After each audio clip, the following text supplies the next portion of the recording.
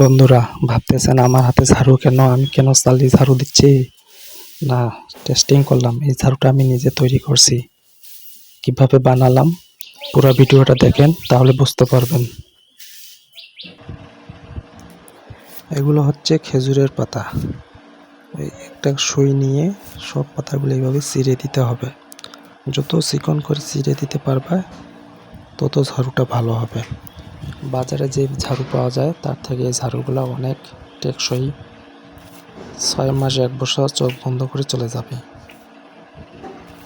দেখেন কিভাবে আমি করতেছি। সব পাতাগুলো চিরা শেষ। এখন এখানে একটা বাঁশের লাঠি নিয়েছি, সুন্দর করে বাঁধ দিতেছি। যত টাইট করে বাঁধ দিবে তত ভালো হবে।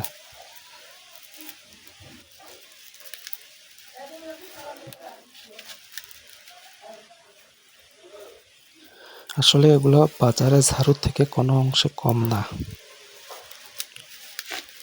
দেখতে থাকেন পুরো ভিডিওটা।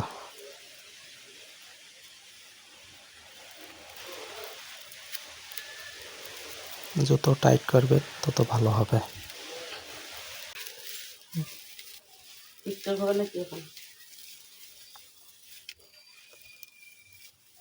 এভাবে ঘুরে দিলে জিনিসটা সুন্দর দেখায়।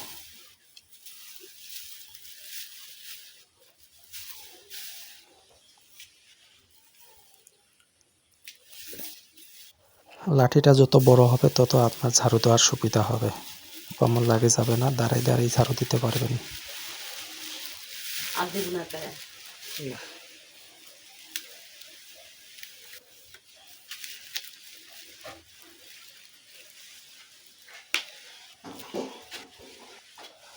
কারো যদি লাগে এই ঝাড়ু, আমার সাথে যোগাযোগ করেন, আমি দিতে পারবো।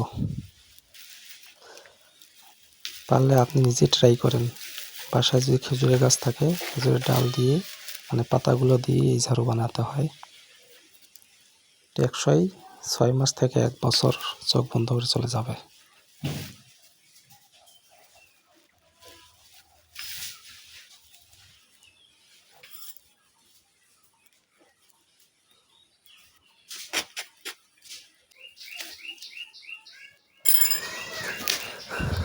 দইটা ছিঁড়ে গেল, সমস্যা নাই, পরে আবার ভালো করে বাঁধ দিতে হবে।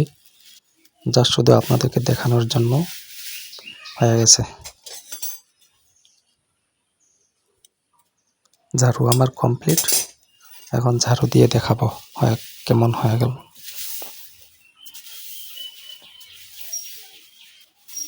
অসাধারণ ঝাড়ু হয়েছে। এই ঝাড়ুগুলো টেকসই অনেক, সহজে নষ্ট হয় না।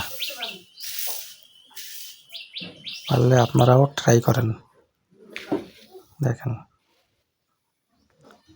ঘর বাড়ি আঙিনা যা পারেন সব জায়গায় ঝাড়ু দেওয়া যায়। ধন্যবাদ ভিডিওটা মন দিয়ে দেখার জন্য।